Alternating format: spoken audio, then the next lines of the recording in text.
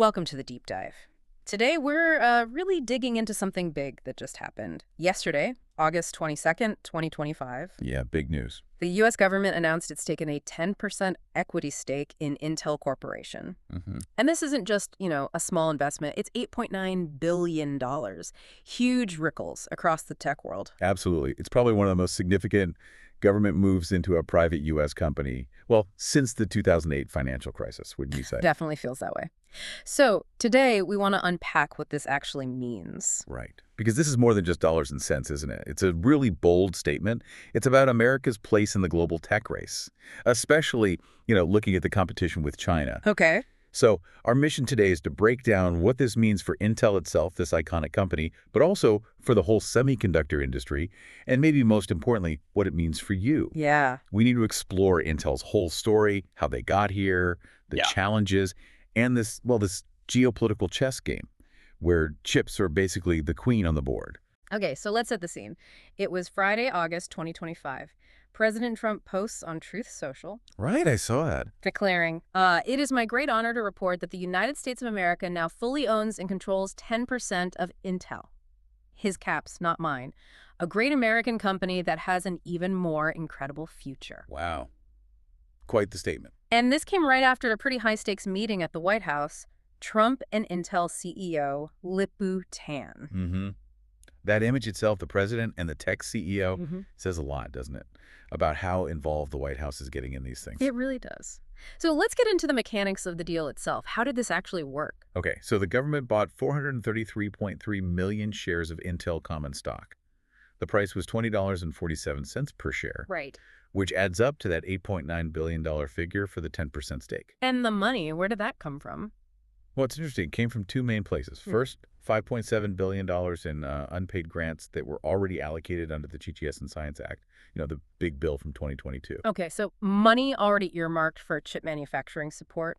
Exactly. Yeah. And then another $3.2 billion came from the Department of Defense's Secure Enclave program. Secure Enclave. That's about super secure, domestically made chips for defense, right? Precisely. For critical government and military applications. So they repurposed allocated funds, basically. Got it. And what kind of stake is it? Does the government get a board seat? That's a key point. No, these are non-voting shares. So no direct say in governance, no board seat. Okay. But, and this is important, there's a warrant attached. The government gets the right to buy another 5% if Intel ever loses majority ownership of its foundry business.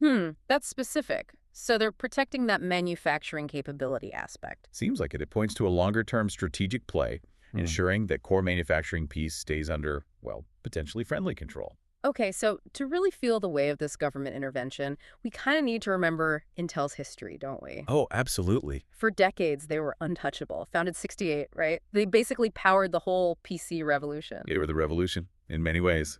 Intel, inside. Exactly. Stock hit, $75 in the early 2000s. Made Silicon Valley what it is. They were the essential ingredient for so long. Totally. Which makes their recent struggles pretty dramatic. By this year, 2025, the landscape has shifted massively. How so? Well, Intel's found it really tough to keep up, especially with the chip advancements needed for AI. Right. The AI boom changed everything. It really did. And rivals like NVIDIA, their market cap is over $4 trillion now, and AMD, they just jumped ahead, especially with GPUs, graphics processing units. Which are crucial for AI training. Exactly. And meanwhile, Intel's value, it dropped way down, around $108 billion when this deal was cooking.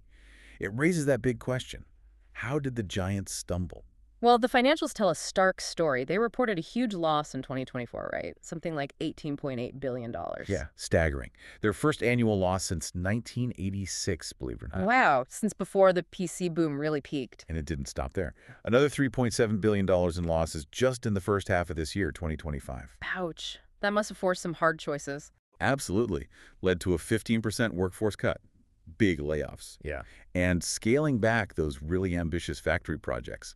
The ones planned for Ohio, Germany, Poland. Yeah, I remember the Ohio groundbreaking was a huge deal, supposed to be a symbol of bringing manufacturing back. Right. But now that Ohio factory, it's delayed until at least 2030.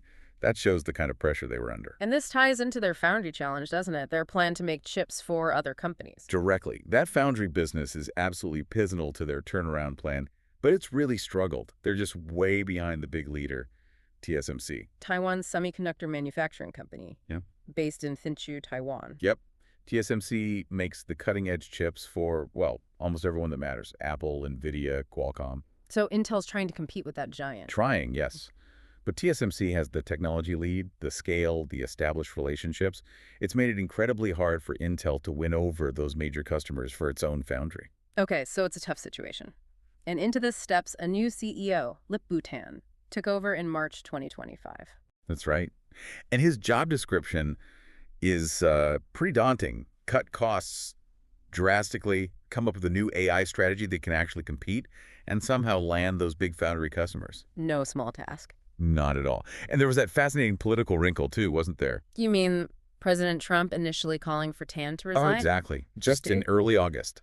Because of Tan's past investments through his venture capital firm in some Chinese tech companies. Right, that seemed like a major roadblock. It did. But then Tan wrote this public letter reaffirming his commitment to the U.S., met with Trump at the White House. Man. And apparently smoothed things over, secured Trump's support, which obviously paved the way for this $8.9 billion government investment. Quite the turnaround. Talk about high-stakes negotiation, Right. business, politics, national security all colliding. It really sums up the current moment, doesn't it? Yeah. Which brings us nicely to why semiconductors are so incredibly important now, why people call them the oil of the 21st century. Yeah, let's talk about that, because they're literally in everything. Your phone, your car, the cloud, military hardware. Everything digital runs on them. But here's the problem for the U.S. Our share of making these chips globally has plummeted. From what, like 37% back in the 90s? Yeah, around then. Yeah. Down to only about 12% today. Wow. So where are they being made? Mostly Asia. And critically, a huge chunk of the most advanced ones are made in Taiwan. By TSMC. By TSMC. Yeah. And that concentration creates, well, obvious economic and strategic vulnerabilities. What if that supply chain gets disrupted? Right. That's the whole point of the THPS and Science Act from 2022, wasn't it? To try and fix that. Precisely. It allocated $39 billion in grants, specifically to encourage companies to build chip factories, or fabs, here in the U.S. And Intel was a big recipient of that planned funding. One of the biggest. They were awarded $7.86 billion for projects in Arizona, New Mexico, Ohio, Oregon, plus that $3 billion for the Secure Enclave defense chip program we mentioned.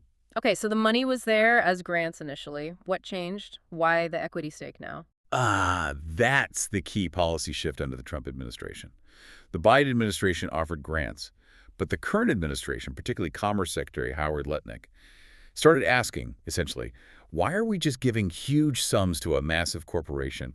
What do the taxpayers get back directly? So they wanted skin in the game. Exactly. Lutnick explicitly asked, what is in it for the American taxpayer?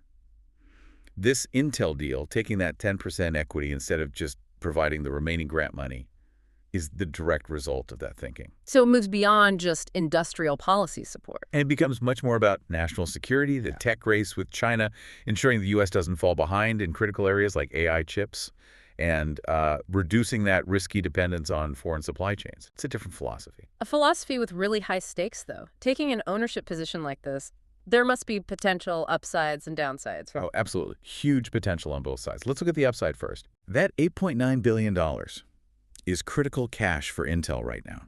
It gives them stability, breathing room to invest, especially in that delayed Ohio factory and their overall turnaround plan. Does it boost confidence? It seems so.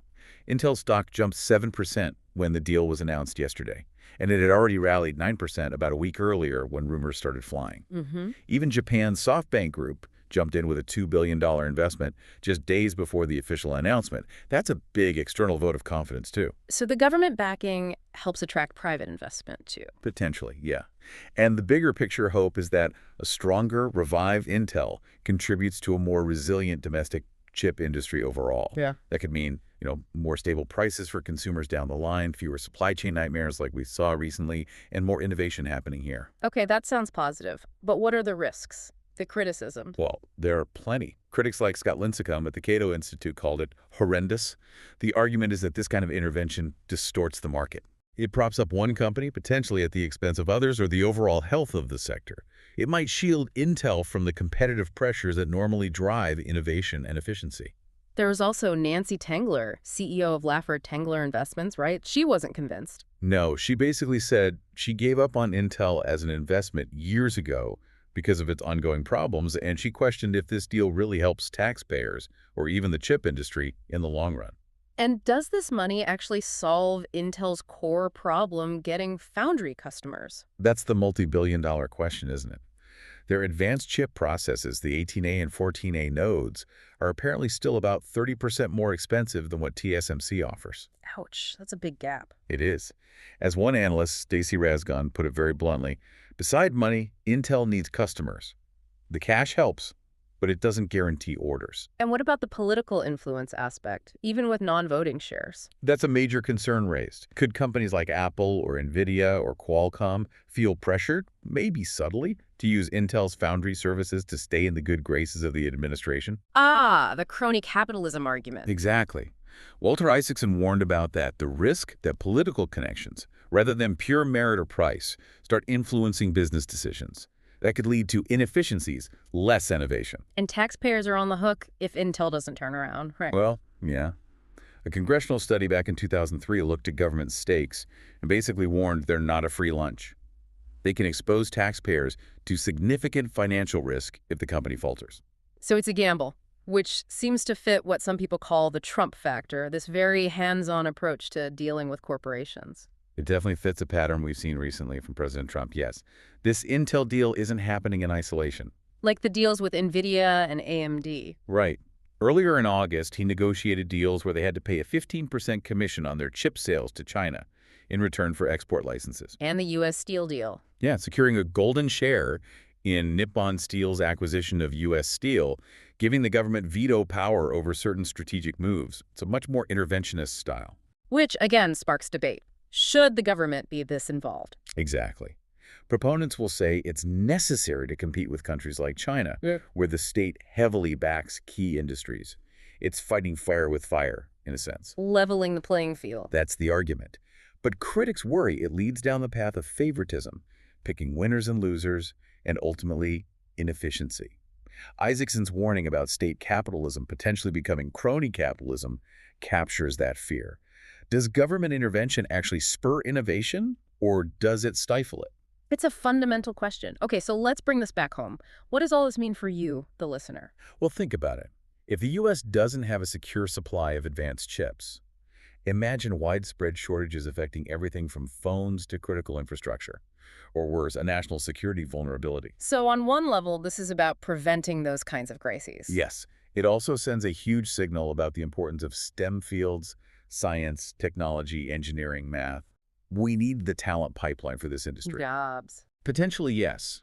If factories like the one in Ohio eventually get built and scaled up, along with others in Arizona, Oregon, that means high-tech manufacturing jobs returning to the U.S., a boost for those local economies. And for consumers, what's the promise? The promise is more reliable access to technology, maybe less vulnerability to those wild price swings caused by shortages, and hopefully continued innovation driven by a more competitive, partly domestically based industry. So wrapping this up, what we're really seeing here is a major bet by the U.S. government. It's arguably America's boldest bet yet on securing its own technological future and its economic sovereignty, putting serious money, taxpayer money, via this equity stake into a pivotal company like Intel. It really marks a new chapter in industrial policy. Blurring those lines between the public and private sectors? Definitely. Driven by this intense mix of economic need and national security anxiety. And the story is definitely not over. So many questions remain. Can Intel actually pull off this turnaround?